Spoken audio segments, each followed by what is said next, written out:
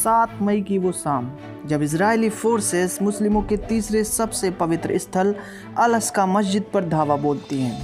हर तरफ अफरा तफरी का माहौल मच जाता है। चारों तरफ से बम, गोले, बंदूक की गोलियां चलने की आवाज़ आने लगती है।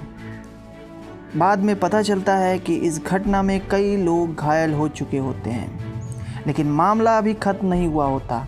ये तो बस शुरुआत होती है इजराइल और फ़िलिस्तीन के बीच की संघर्ष की। इस विस्फोट की गूंज दुनिया के कोने कोने में सुनाई देती है। आज 16 मई है। इजराइल और फ़िलिस्तीन के बीच अभी भी संघर्ष जारी है। अब तक दोनों तरफ से मिलाकर 100 से अधिक लोगों की मौत हो चुकी है, जिसमें बच्चे भी शामिल हैं। लेकिन ये सब हुआ ही क्यों? आखिर क्यों पुलिस मस्जिद के अंदर घुसती है? इस सवाल का जवाब मैं आपको दूंगा। यरूशलेम में एक जगह है जिसका नाम है शेख जर्रा। यह मामला काफ़ी हद तक इस जगह के विवाद से जुड़ा हुआ है। चलिए थोड़ा फ्लैशबैक में चलते हैं। साल था 1870 जब यूरोप के यहूदी धीरे धीरे करके फ़िलिस्तीन में सेटल होने लगते हैं। इसी दौरान एक जूइश संस्था अरब मालिकों से उनकी ज़मीनों को खरीदती है, जिसमें यह शेख जर्रा भी शामिल होता है। आपकी जानकारी के लिए बता दूं कि शेख जर्रा ईस्ट यरूशलेम के पास पड़ता है, जो कि वेस्ट बैंक का एक हिस्सा है। 1948 में अरब इजरायली वॉर के बाद वेस्ट बैंक पर जॉर्डन का कब्जा हो जाता है और साथ ही शेख जर्रा भी जॉर्डन सरकार के अधीन आ जाता है, जिसके बाद जॉर्डन सरकार इस ज़मीन को फ़िलिस्तीनियन रिफ्यूजीज़ को रहने के लिए दे देती है।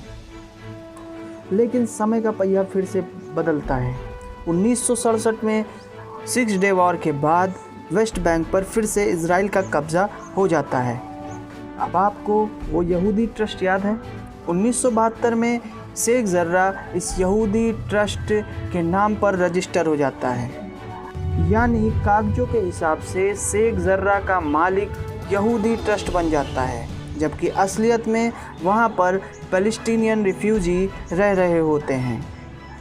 जिसके बाद यहूदी ट्रस्ट वहाँ पर रह रहे लोगों से वहाँ पर रहने के लिए किराया मांगने लगता है और वहाँ के रिफ्यूजी मालिक से किराएदार बनकर रह जाते हैं। बाद में यह यहूदी ट्रस्ट शेख जर्रा को किसी दूसरे सेटलर के हाथों बेच देता है।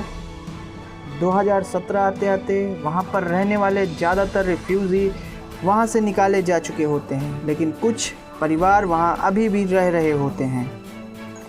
कुछ समय बाद वहाँ पर बचे हुए रिफ्यूजी किराया देने से इनकार कर देते हैं, जिसके बाद मामला फिर से कोर्ट में पहुँच जाता है।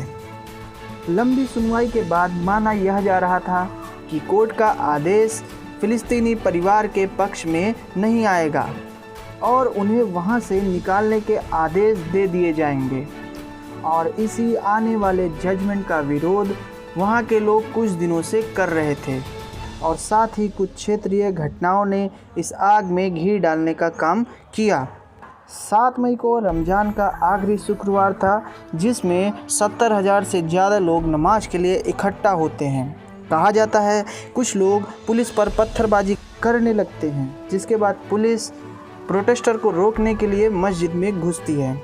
तो यह इस घटना की पूरी कहानी थी। अगर आपको वीडियो पसंद आती है तो लाइक, शेयर और सब्सक्राइब करने में कंजूसी मत करिएगा। कोरोना महामारी में भगवान आपको सुरक्षित रखे और आप भी घर में रहें। धन्यवाद।